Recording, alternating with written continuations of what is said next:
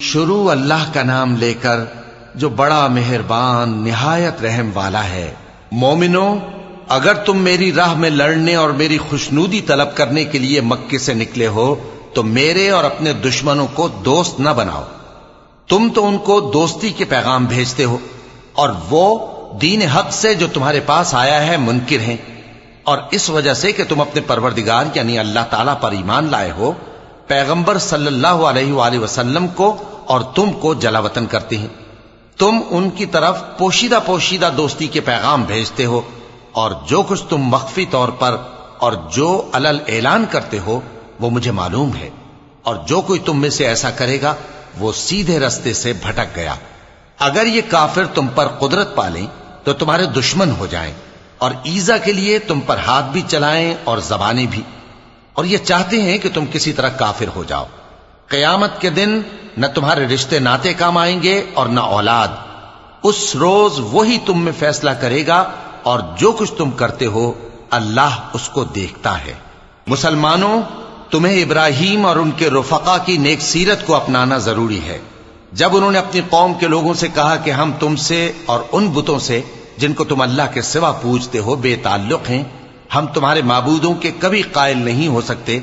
اور جب تک تم ایک اللہ پر ایمان نہ لاؤ ہم میں تم میں ہمیشہ کھلم کھلا عداوت اور دشمنی رہے گی۔ ہاں، ابراہیم نے اپنے باپ سے یہ ضرور کہا تھا کہ میں آپ کے لیے مغفرت مانگوں گا، اور میں اللہ کے سامنے آپ کے بارے میں کسی چیز کا کچھ اختیار نہیں رکھتا۔ اے ہمارے پروردگار، تجھی پر ہمارا بھروسہ ہے، اور تیری ہی طرف ہم رجوع کرتے ہیں، اور تیرے ہی حضور میں ہمیں لوٹ کر آنا ہے۔ اے ہمارے پروردگار، ہم کو کافروں کے ذریعے فتنے میں نہ ڈالنا، اور اے ہمارے پروردگار ہمیں معاف فرما، بے شک تو غالب ہے، حکمت والا ہے۔ تم مسلمانوں کو یعنی جو کوئی اللہ کے سامنے جانے اور روز آخرت کے آنے کی امید رکھتا ہو اسے ان لوگوں کی نیک سیرت اپنانی چاہیے، اور جو روگردانی کرے تو اللہ بھی بے نیاز ہے، لائق حمد و ثنا ہے۔ عجب نہیں کہ اللہ تم میں اور ان لوگوں میں جن سے تم دشمنی رکھتے ہو دوستی پیدا کر دے، اور اللہ قادر ہے، اور اللہ بخشنے والا ہے، مہربان ہے۔ جن لوگوں نے تم سے دین کے بارے میں جنگ نہیں کی اور نہ تم کو تمہارے گھروں سے نکالا، ان کے ساتھ بھلائی اور انصاف کا سلوک کرنے سے اللہ تم کو منع نہیں کرتا۔ اللہ تو انصاف کرنے والوں کو دوست رکھتا ہے۔ اللہ انہی لوگوں کے ساتھ تم کو دوستی کرنے سے منع کرتا ہے جنہوں نے تم سے دین کے بارے میں لڑائی کی اور تم کو تمہارے گھروں سے نکالا اور تمہارے نکالنے میں اوروں کی مدد کی۔ تو جو لوگ ایسوں سے دوستی کریں گے وہی ظالم ہیں۔ مومنو، جب تمہارے پاس مومن عورتیں وطن چھوڑ کر آئیں تو ان کی آزمائش کر لو، اور اللہ تو ان کے ایمان کو خوب جانتا ہے۔ سو اگر تم کو معلوم ہو کہ وہ مومن ہیں تو ان کو کفار کے پاس واپس نہ بھیجو کہ نہ یہ ان کو حلال ہیں اور نہ وہ ان کو حلال ہیں، اور جو کچھ انہوں نے ان پر خرچ کیا ہو وہ ان کو دے دو، اور تم پر کچھ گناہ نہیں کہ ان عورتوں کو مہر دے کر ان سے نکاح کر لو، اور کافر عورتوں کے ساتھ تعلقات نکاح باقی نہ رکھو، یعنی انہیں کفار کو واپس دے دو، اور جو کچھ تم نے ان پر خرچ کیا ہو تم ان سے طلب کر لو، اور جو کچھ انہوں نے اپنی عورتوں پر خرچ کیا ہو وہ تم سے طلب کر لیں۔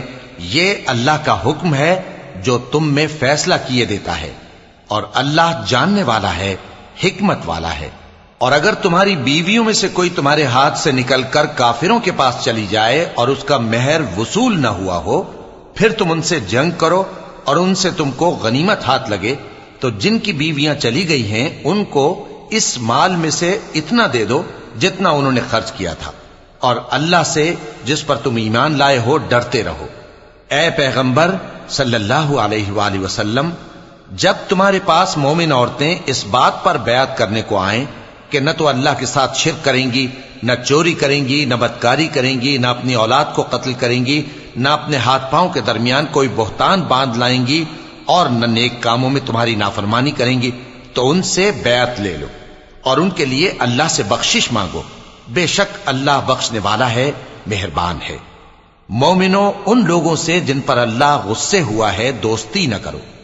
کیونکہ جس طرح کافروں کو مردوں کے جی اٹھنے کی امید نہیں، اسی طرح ان لوگوں کو بھی آخرت کے آنے کی امید نہیں۔